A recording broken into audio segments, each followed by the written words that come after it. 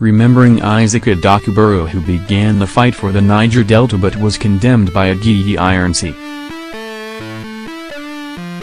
Isaac Adaka Boro was one of the early people who began the struggle for the emancipation of the Niger Delta region of Nigeria.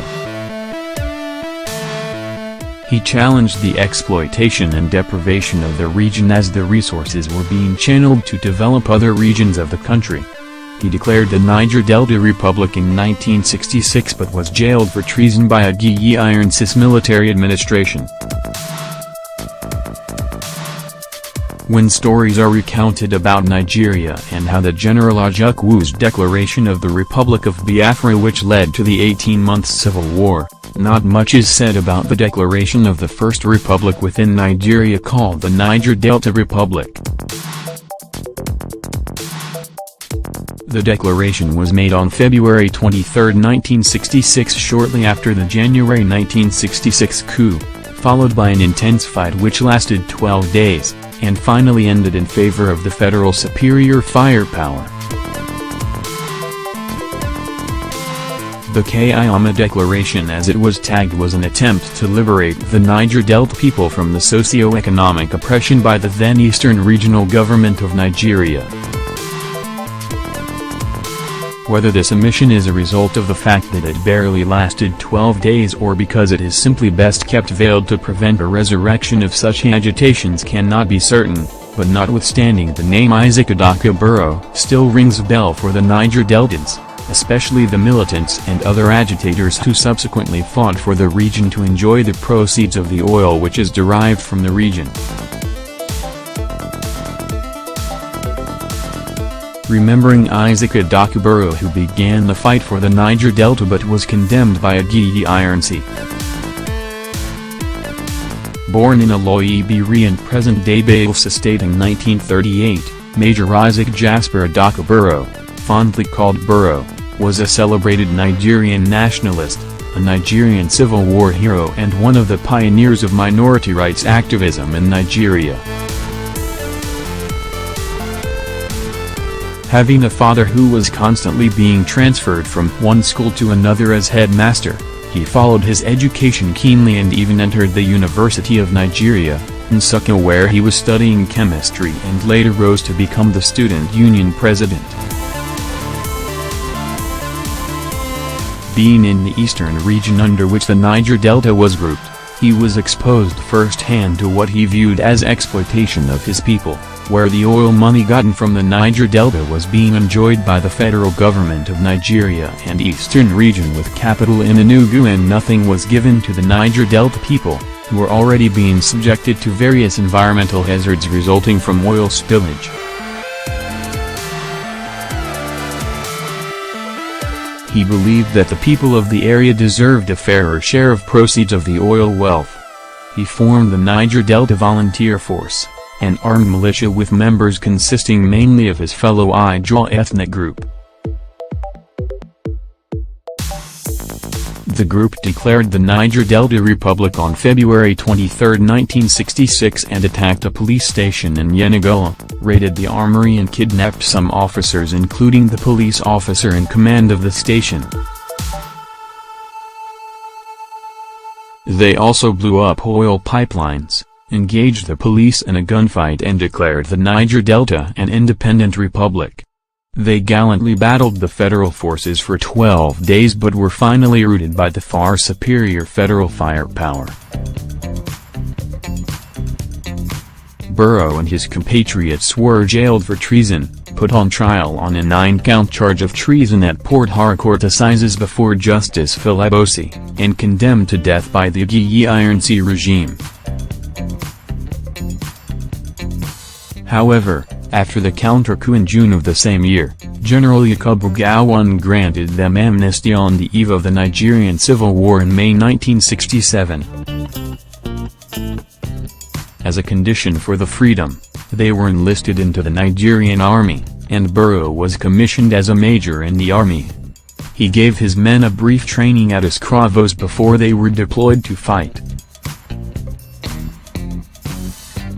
Remembering Isaac Adaka Boro, who began the fight for the Niger Delta but was condemned by Aguiyi Iro. General Olusegun Obasanjo in his book My Command described the training of Boro's 1,000 Rivers men as hurriedly and poorly done with little or nothing in the way of training facilities and resources. However, he acknowledged their contributions to the army despite the poor training.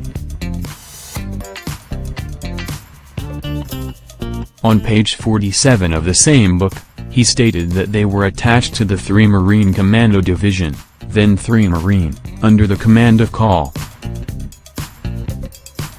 Here, Isaac Boro and his Rivers men of Sea schoolboys had become a significant factor in the operations of the division. Their knowledge of the riverine areas, their understanding of the local languages, their ability to live off the land and their swift though tactically less accomplished movement accounted for their huge success in areas around Apabo, Andoni, Obodo, Apalam, Oranga, Buguma and others.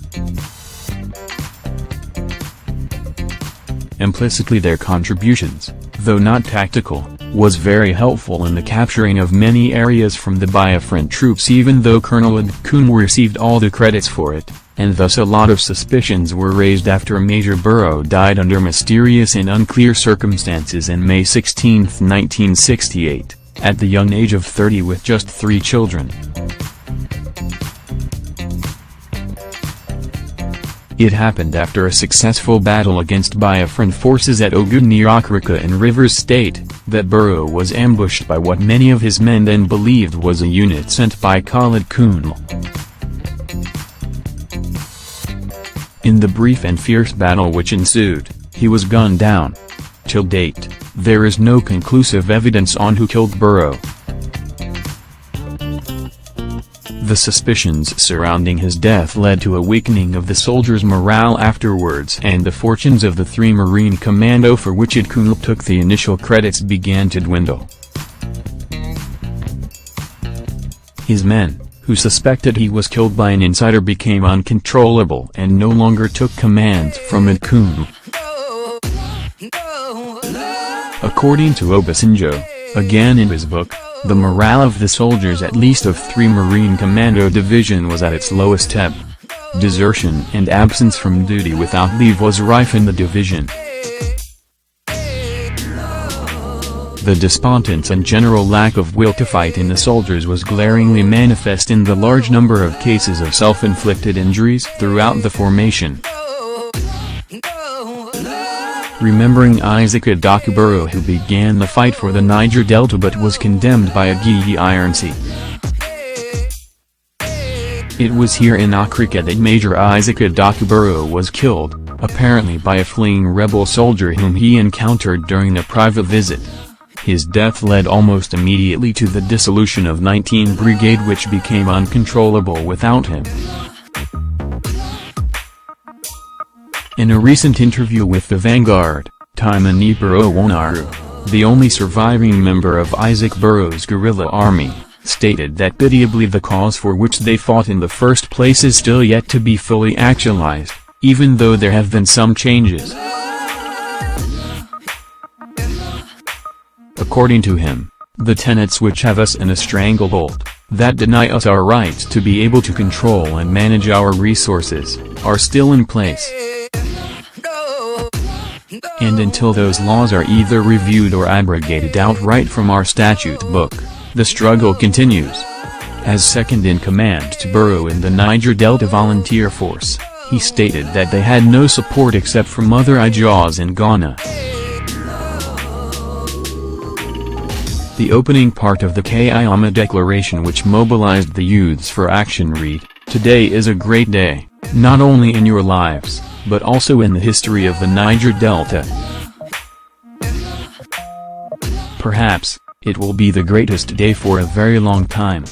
This is not because we are going to bring the heavens down, but because we are going to demonstrate to the world what and how we feel about oppression and remember your 70-year-old grandmother who still farms to eat, remember also your poverty-stricken people, and then, remember too, your petroleum which is being pumped out daily from your veins, and then fight for your freedom."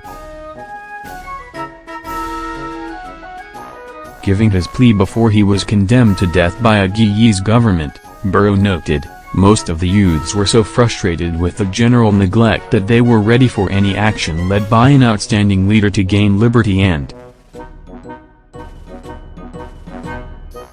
we were clenched in tyrannical chains and led through a dark alley of perpetual political and social deprivation.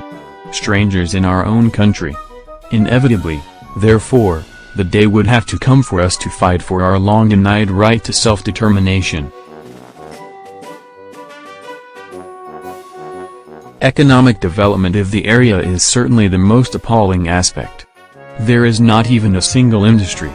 The only fishery industry which ought to be situated in a properly riverine area is sited about 80 miles inland at Aba. The boatyard at Apabo had its headquarters at Enugu, and personnel in these industries and also in the oil stations are predominantly non-Ijaw. He claimed that his people sought for independence and sovereignty not because of an excessive love of power, but because their conditions were peculiar and the authorities did not understand their problems, and as a result, the treatment they were getting from the government was lacking in mercy. Since his death, there have also been others who, inspired by his actions, fought the same cause, including the likes of Isaac Adaka Boro and the late Kensiro Wiwa.